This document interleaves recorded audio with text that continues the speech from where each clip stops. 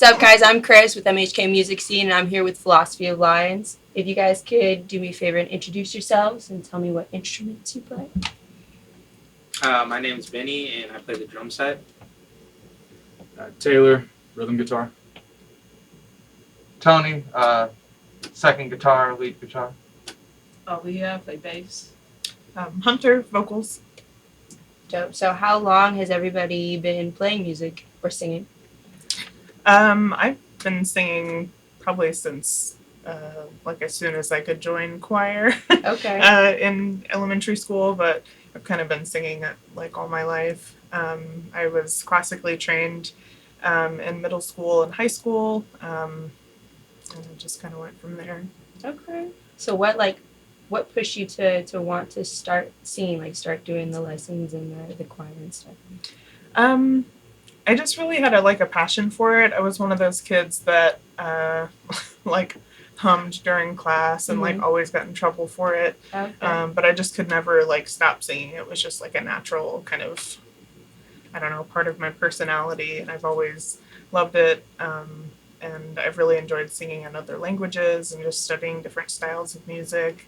But kind of being in this kind of environment where it's all creative endeavors as opposed to just having, traditional written music that's performed a certain kind of way has been a whole new challenge, and I've really enjoyed it. Okay. You said different languages. What other languages? I started out singing in Latin and Italian, and kind of got into Spanish and a little bit of French and German, but not quite as familiar with those, but definitely a lot of Latin and Spanish and Italian. That's awesome. You're so nonchalant about it. You just named 5 different languages. You're it's not a big deal. It's fine. Well, that's really cool. Thank you. I've been playing drum set since I was about 4 or 5. Okay. Mainly in the church setting. Aaliyah's really the one who put me on to instruments. She would put me on the drum set and try to teach me different beats and all that. And so I've been doing that since I was little. And I've done every music, group or class I could do throughout school. So. Okay, so you had that family influence, and then that passion just kind of followed through with it as you got older. Yeah. So, when did you start playing in bands? Outside of school? Yeah. Yeah, so the first band I was in was with my sisters, the Manhattan Mob, and I played my first show with them when I was 13. Okay. And so, yeah, it's just been...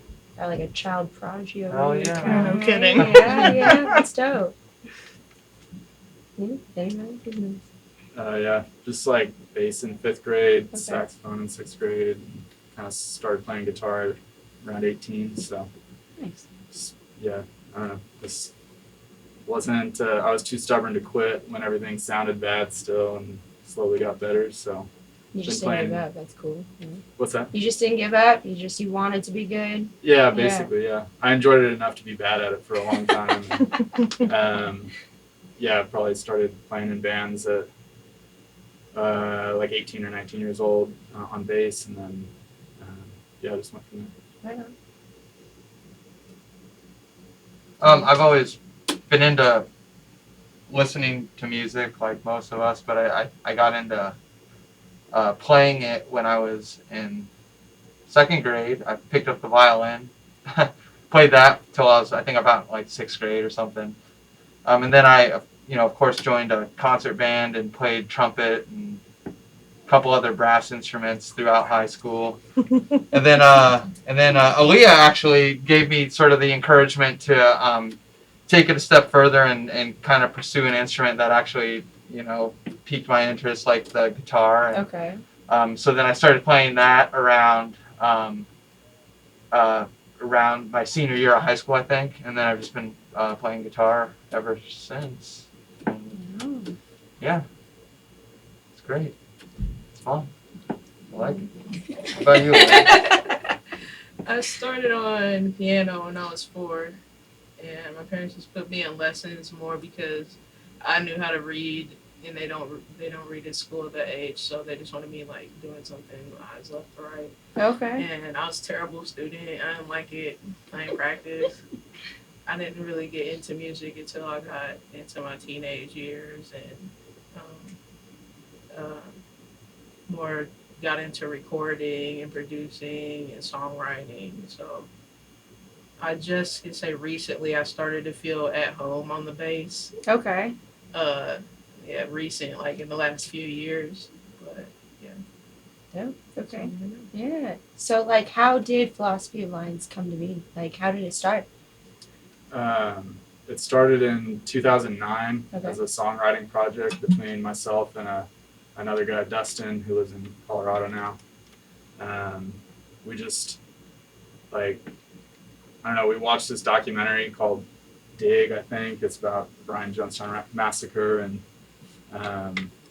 the Dandy Warhols, and like we were watching that and we thought we could probably write some songs, and Dustin got all motivated and maxed out his credit cards to buy a bunch of recording. He's like, let's equipment. go. The American dream. Yeah, and it's like I'm not gonna wait until I have the money to start recording. And so anyway, we wrote, you know, who does that? Yeah, the who first does few that?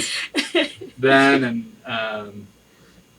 yeah, just like still have this back catalog of probably like 40 or 50 terrible songs and a few good ones, and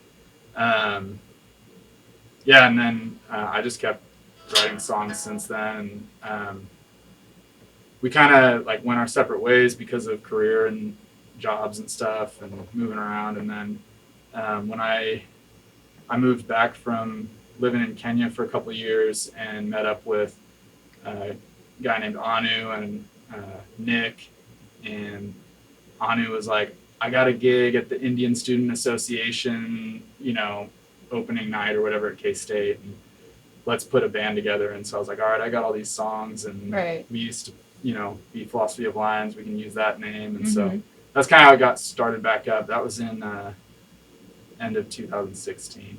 Okay. So since then, members have changed. Right. It looks a little different now, right? Yeah. Everyone else has joined since then. And Anu moved and Nick moved, and you know, we've had, I think Benny's our 7th drummer Okay. since 2016, so we're glad that he's sticking around. So how long has this group been together then? This This particular this permutation. Yes. Tony, when did you start playing with us? I think it was last like October or September. So when I record, they actually asked me to record their album, and that's how I got involved. Oh, okay. When did that happen? That was in 2018. Yeah, and then me and Benny, and then I had already been playing with Tony, and so we kind of just kind of works. And then I joined in 2017. Okay. So Have you been in any other bands before this? Is this your first? nope. Actually, I took a hiatus of performing completely between the first semester of my freshman year of college and the fall I joined this band. So that was about seven years where like nobody 7 years. nobody that met me during that time even knew that I But that was your was a thing. singer Yeah. or knew that I used to sing or that I knew how to sing or anything. And so it was just kind of this like part of my life that I wanted to move past and like reinvent myself, and because everybody always assumed like growing up that I would like grow up and like be in a band or like do, you know, vocal stuff as a career. And I was like, I want to be like more than that. I don't want to just be what people expect of me. But then I realized that in my time of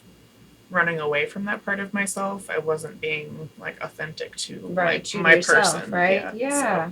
So Okay. I regret that I let that part of myself die for so long. But Right. So you're here now. Yeah. You just took a little break, right? Yeah, exactly. Okay. So like, what are some things that you guys feel is important for you guys to like mesh well as a band, like to play well together and have good chemistry? I think probably just everyone filling a certain space, and not overstepping that and not playing too quiet either, but like basically just listening to each other. So no one to step up, but also to fall back. Yeah. No stepping on each other's toes. Right. And for me, it's kind of like the camaraderie. Mm-hmm. It's like less of a band or I mean no, not a band, like less of a job. Right. And it's like we can kind of like hang out and chat and have fun, and then work on the music, of course. Mm-hmm. But it's like low key and it's like a friend group, I guess. Yeah, So productive. that's fun. nice. Yeah. Productive fun. I like that. Nobody wants to feel like they're like working. Yeah. Like it's Yeah. a job. You want Yeah. to enjoy it, right? Mhm. Yeah. And I play in Okay. a lot of bands, and I'll say this is like one of the more disciplined bands that I'm in. Okay. Like this group rehearses like pretty You guys are about it. Yeah, Yeah. they Yeah. about You're it. serious about it. I like that. Okay. So like what motivates you guys to continue doing this and to continue to work on your craft and to get better? One of my favorite things is also one of the things that I think is what makes this particular permutation work so well is like all of us are willing to kind of humble ourselves and like listen to what is necessary of us in order to make the ensemble sound the best. And so we're willing to listen to criticism and we don't take it personally. And we're also really encouraging of our bandmates to be like, hey, this part sounds really cool. I think you should kind of beef that up or like really, live that part up. And there have been previous permutations in the past that weren't necessarily at that point.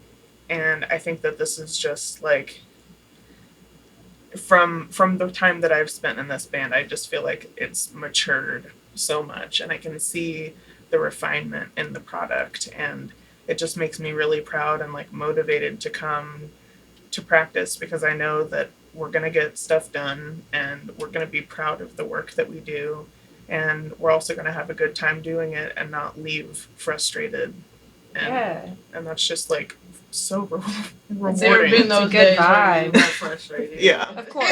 Yeah. Of course. That's what You're she's gonna not saying. yeah. It's not all been rainbows. I mean, it's Not not all sunshine. rainbows, but I mean, just like it's overwhelmingly a positive experience. But knowing that it's not always it's gonna be frustrating sometimes, Yeah, and that's- accepting that and that comes with it. Yeah. Yeah, And that, then- and that's yeah. growth right there. Yes. Love to see it. Love to see it. Seems like we constantly kind of have like a new song or two or three even to work on. So I mean, that's coming from me, and I've been in the band the shortest amount of time. But we keep things fresh. I think enough. It's not just kind of going through the same stuff. I mean, we've got regular songs and stuff and that we love, and it's cool. But it's like we're always kind of moving forward. It's like what Taylor was telling me last week. He often thinks in the future, and I think that's a good mindset to have, being kind of like the main songwriter in the group. So Yeah. That's- Always new that's where I- material to work on and get Yeah. excited about, and I like that. So like, do you guys have like favorite gigs that you've played in the past? Favorite venues? Yeah, definitely. Annie Mae's is a blast every time we play there. That's a And- good spot. That's fun. Several of my favorite gigs have been there. Yeah. If I just had to call out one at Annie Mae's in particular, we played at the Midfest after party. That would have been so. Yeah. Midfest didn't happen this year Right. for reasons that everyone knows about, and I don't have to Yeah. mention. But Mhm. in 2019, Midfest was a 5-day event, and the Mhm. culmination was the Saturday after party at Annie Mae's, and we played in between the Pink Fuzz and the Velveteers, who both came out from Boulder, and it was a whole lot of fun. Unfortunately, we didn't have this. It wasn't Lineup? this group, Okay. yeah. So this is more of a personal favorite, but and it would have been great with this group too. But what we did that time, and we've had different situations, but we played with a former drummer, Daniel Trakniak, who had come up from Houston to play at Midfest with his other band, and so he joined us again. And then we brought on Jeremy Reynolds, who's a great conga player, and we played with 2 drummers.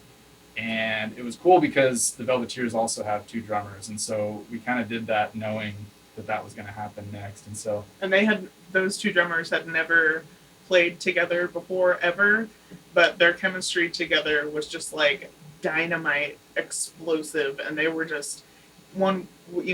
Daniel was going ape on the drums, the drum kit, and then Jeremy was going ape on the congas, and their energy was just like it was so cool. Man, I don't think I've seen that before. Like 2 sets of drums like that. yeah. What? I didn't know that was a thing. Yeah. Where was I in things? Oh, okay. So we mentioned COVID a little bit. You brought it up, but so how has that affected you guys as a band, as far as like, being able to practice with each other?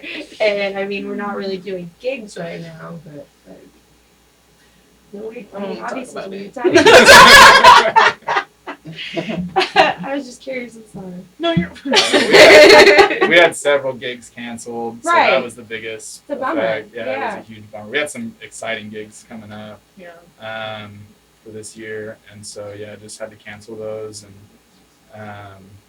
I don't know, we didn't practice for a while because it was like everything's supposed to be locked down. Right, And we didn't know quarantine, anything about what was going on, and so it's like we kind of lost some traction there on we had to shake the rust off when we got back together, and we've tried to schedule the same gig at AJ's Pizzeria. This is our 3rd time coming up this week. Hey, We're gonna 3rd try and time's play. a charm, man. Keep getting rained out, so it's like, man, if Knock on something. I got you. I do want to talk about things that you have produced. Like, have you guys done albums? Is there anything out there that we can listen to? Like, we can go find and listen to? I mean, we started recording that album, but we only released one of the songs so far.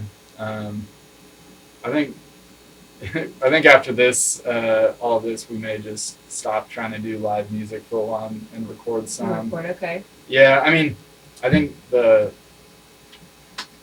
heart of this band has always just been songwriting and playing shows. So it's been an adjustment to not be able to play live shows. Like, that's what I've always been looking forward to myself. And so we would like start practicing or start recording a little bit, but we never really started and finished a project. So we may try and do some singles or some EPs or something. I don't know. Here coming up, just because without outdoor gigs, like winter's coming, without outdoor gigs, there's not likely to be gigs. So this will give you guys a time to kind of do that and work on that instead of, because you can't do the live music right now. So at least you got something else to work on and obsess over, right? Seems like a good time to get working on that. So. Take advantage And I of think, all that's this. kind of the same case for a lot of bands right now from what I can see. So. Do you have like a direction that you want to go with the album, or do you have a lot of songs written for it already? Or Yeah, I think we've got quite a few new songs that we've kind of written as this iteration, or that we've introduced as this iteration. I think personally, I'd like to try and record those as opposed to going back and recording some of our old stuff that we've already worked on with other iterations of the group.